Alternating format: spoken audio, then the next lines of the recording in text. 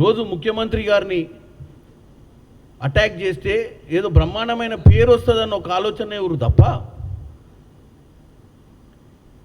అసలు వాస్తవంగా ఏం చేస్తే ప్రజలు మనం దిక్కు చూస్తారు, ఏం చేస్తే ప్రజలు చిరకాలంగా మనం గుర్తుపెట్టుకుంటారన్న ఆలోచననే లేదు. మీరు చేసే దుష్ప్రచారం, మీరు చేసే చెడు ప్రచారం వల్ల ఒక గంట ఎంటర్టైన్మెంట్ కావచ్చు ప్రజలకు.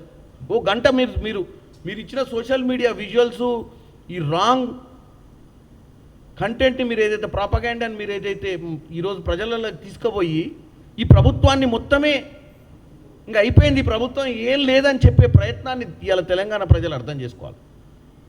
చిన్న చిన్న విషయాలను పెద్దగా భూతద్దర్లో పెట్టి ట్విట్టర్లలో వాళ్ళకి ట్యాగ్ చేసి వీళ్ళకి ట్యాగ్ చేసి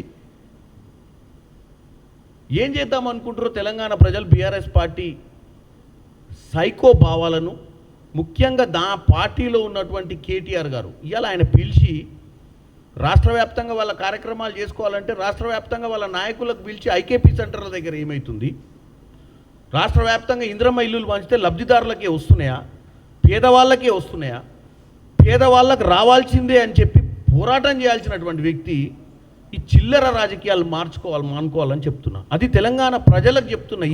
వీళ్ళ దరిద్రపు ఆలోచనలు ఎట్లున్నాయని. అంటే అధికారం ఇవ్వకపోతే, మీరు అధికారంలో లేకపోతే ఎవ్వరు అధికారంలో మంచి చేయొద్దా, మీకంటే మంచి పాలన అందిస్తారేమోనన్న భయంతో ఈ 24 గంటల ప్రచారమా?